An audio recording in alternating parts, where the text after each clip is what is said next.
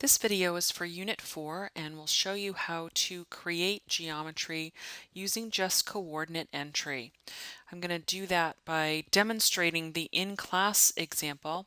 If you compare this to assignment 4, you'll see that these two objects are very similar to that handout, and you'll use the same techniques that I'm going to demonstrate with these to complete assignment 4.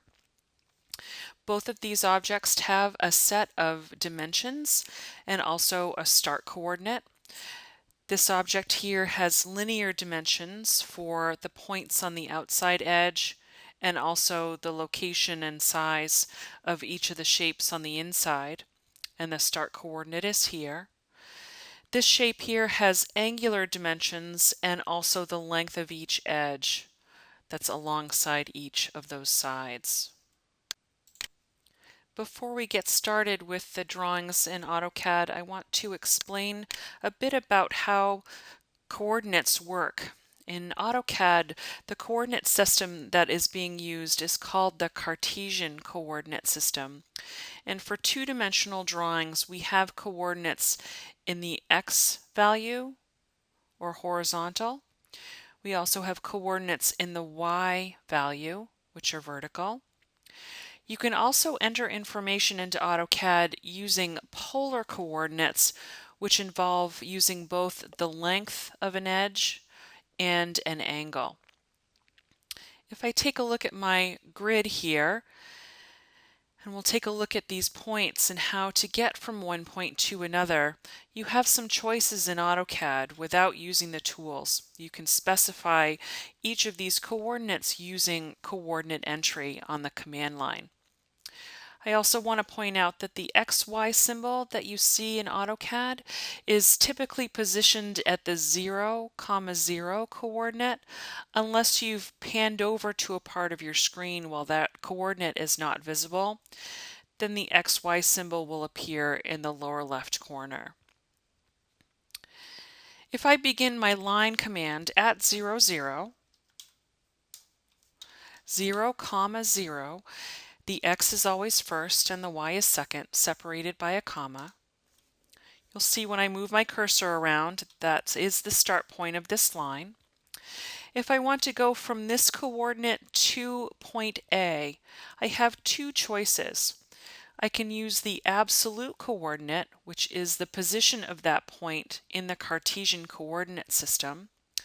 You'll see that coordinate, according to my grid, is 2 units over in the x and 2 units up in the y.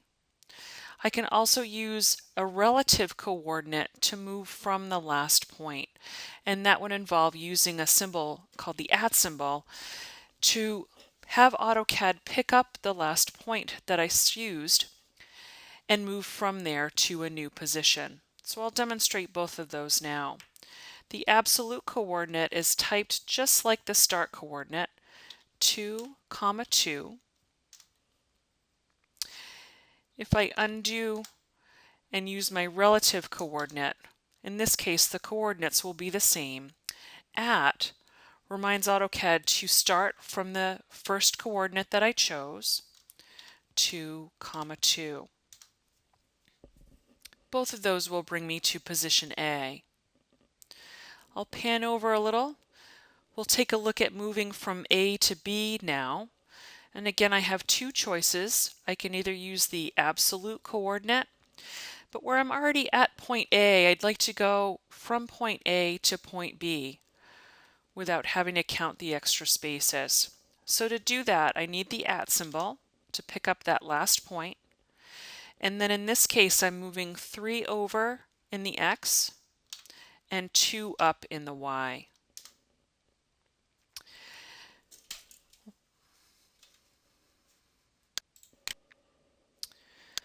Let's say I want to now move from point B over to point D. Before we were moving from A to B, we were moving in a positive direction for X and also a positive direction for Y. In this case, we're moving in a negative direction for X and also for Y.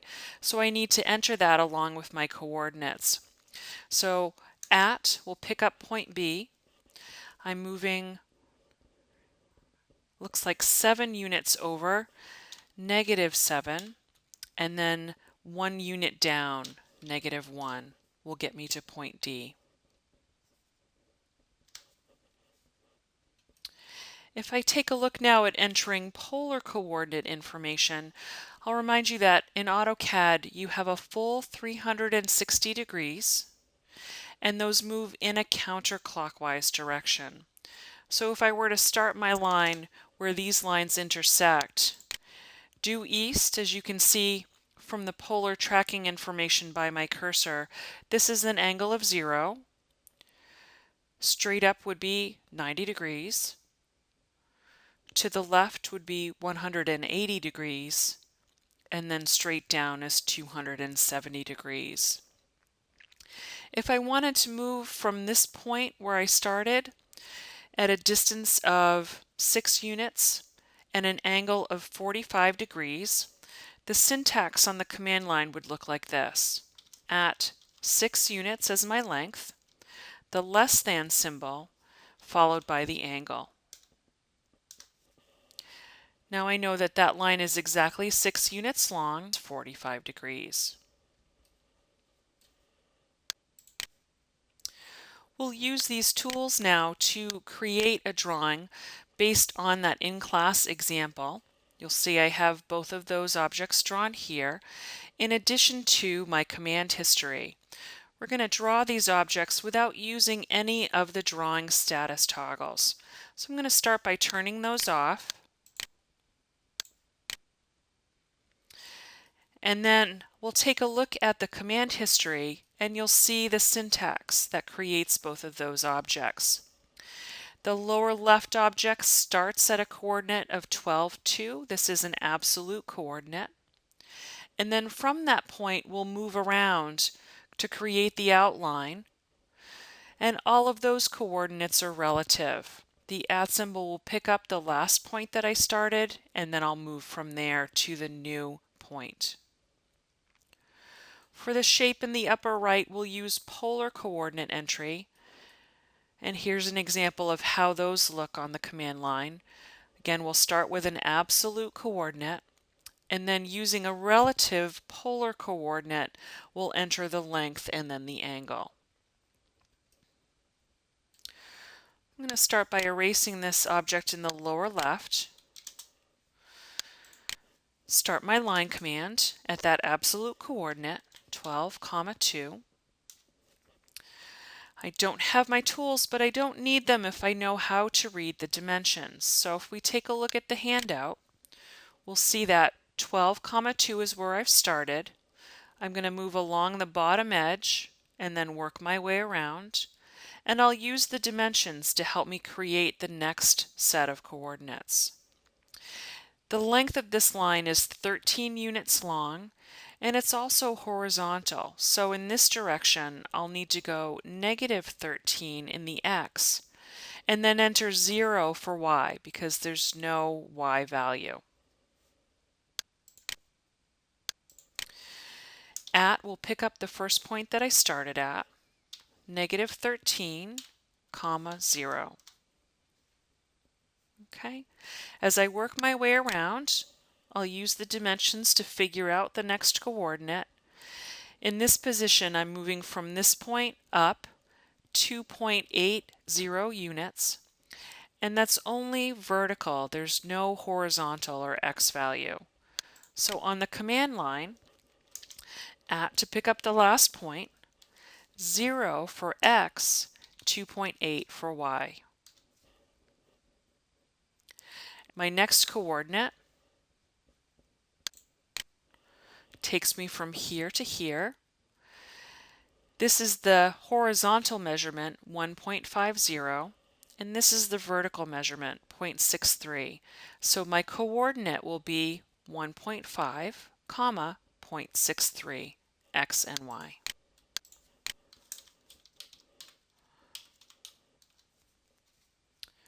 I'm going to work my way around now with the rest of the edges using those dimensions. The next line is vertical, so I have no x value, but I do have a y value, 1.57. The next edge is horizontal we're already 1.5 over, so I'm going to subtract from the dimensions that I have.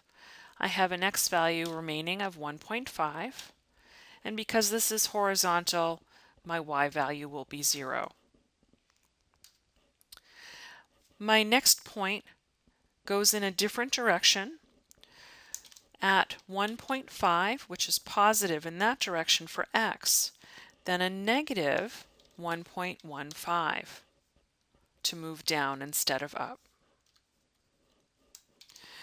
The next coordinate I need to subtract from the dimensions, so I have an x value of 2.5, and again a horizontal edge, so 0 will be my y value.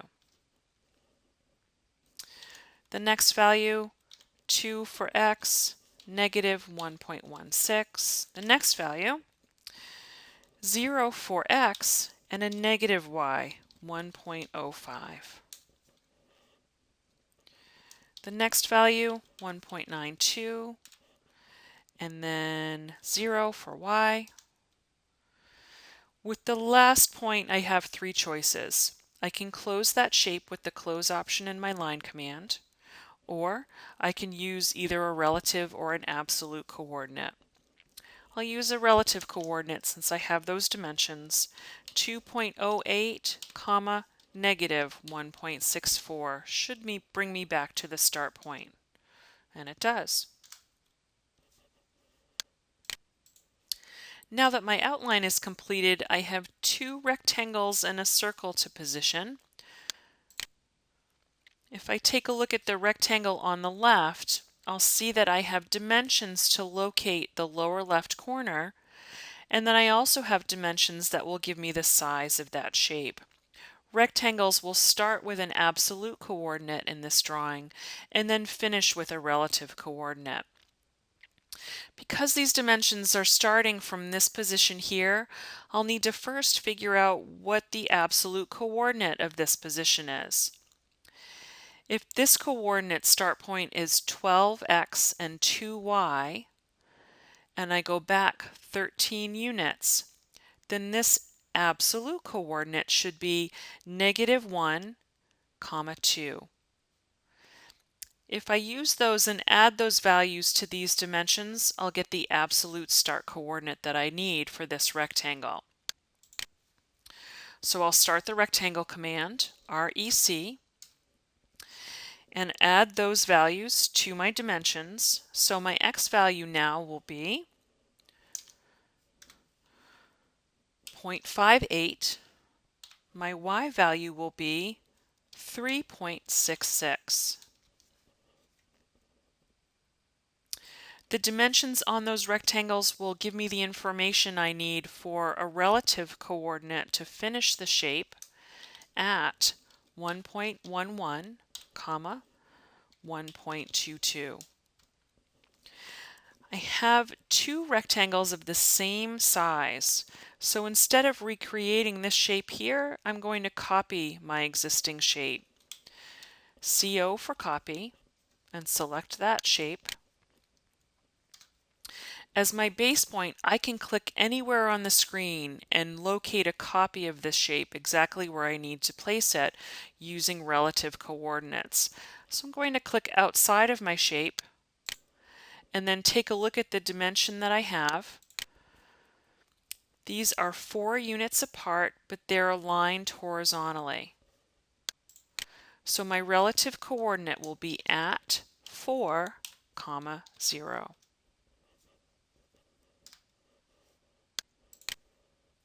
The circle is positioned using dimensions located from this point here, and that will involve a little bit more math.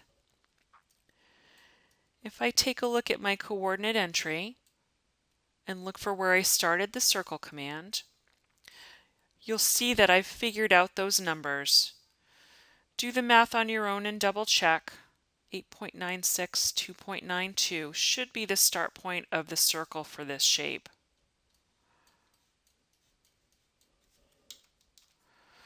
8.96, comma 2.92, and again this is an absolute coordinate. And once I have that figured out, I can enter the radius information, 0.4.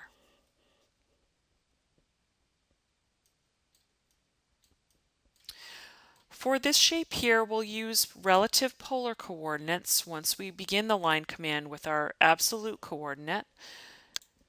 We'll see that on this area right here, the absolute coordinate start point is 12, 9.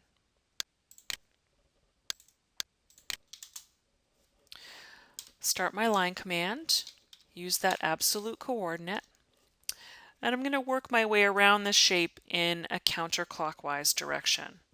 So my first relative polar coordinate, at and then the length, 3.33.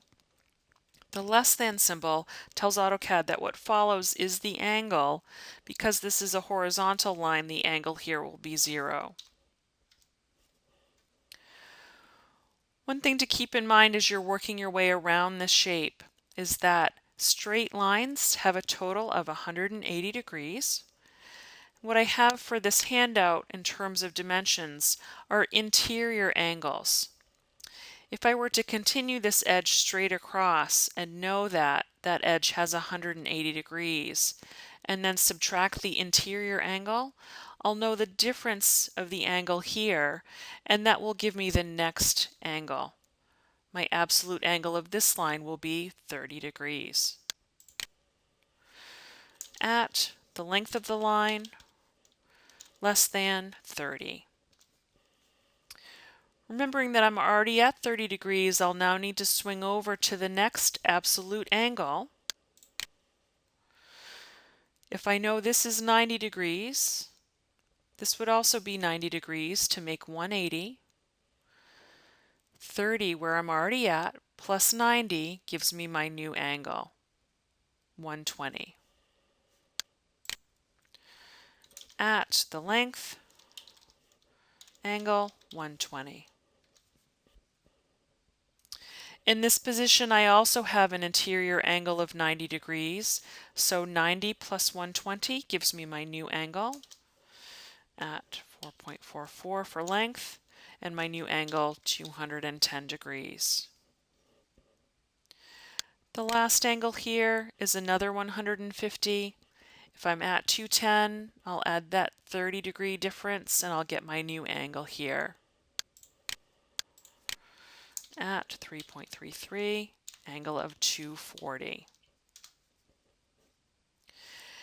And again, I have choices here as far as how I want to finish. I don't know the length of this edge, so I won't be able to use a relative coordinate, but I do have the absolute coordinate to go back to that start point, 12, 9. If you want to copy your command history, use the F2 key.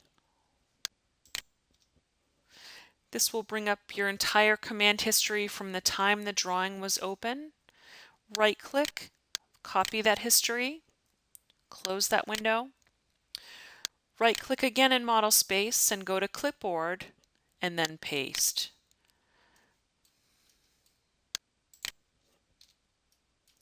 You'll be able to check your coordinate entry here.